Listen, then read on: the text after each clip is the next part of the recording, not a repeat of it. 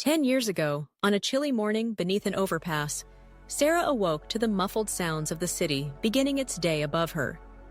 Wrapped in a threadbare blanket, she blinked against the dawn, her belongings packed carefully in a battered backpack by her side. Life was reduced to essentials, finding food, seeking shelter, making it through the next day with dignity intact. Her days blended together in an endless cycle of searching for a warm cup of coffee, a shelter bed, or simply a friendly face. Sarah hadn't always lived on the streets. She once had a modest apartment, a steady job, and evenings filled with laughter. But a series of misfortunes, a company downsizing, unexpected illness, mounting bills, had led her to lose first her job, then her home, then the sense of security she'd always taken for granted. As the weeks turned into months on the street, she learned more than she ever thought possible about resilience, resourcefulness, and the quiet courage it required just to exist. Despite her circumstances, Sarah never gave up hope.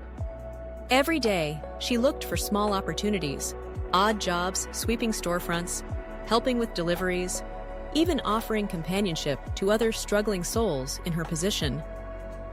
In the corners of her worn notebook, she scribbled poems and memories, capturing fleeting sparks of inspiration amid hardship.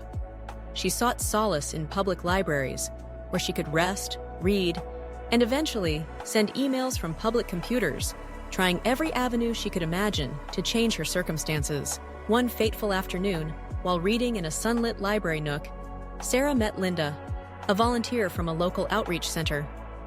Linda's gentle questions and sincere interest began a chain reaction that would alter the course of Sarah's life. With Linda's guidance, Sarah enrolled in a job readiness program, reconnecting with skills she thought she'd lost. She learned about housing assistance and mental health resources, and, perhaps most importantly, she found a community that believed in her potential. The journey was far from easy. There were setbacks and disappointments, nights Sarah feared she was right back at the beginning, but step by step, change took root.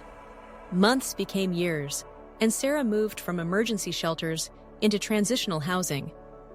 She began to work part-time at the local outreach center, offering encouragement to others, her lived experience lending her an authenticity few could match. The paycheck was modest, but the sense of purpose was invaluable. Around the 5-year mark, Sarah managed to secure a small apartment of her own.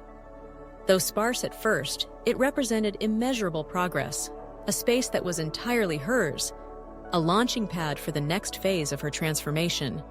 With perseverance, she completed a certification course in social work, driven by a desire to give back and ensure no one else faced the isolation she had known. By the end of the decade, Sarah stood as a testament to resilience.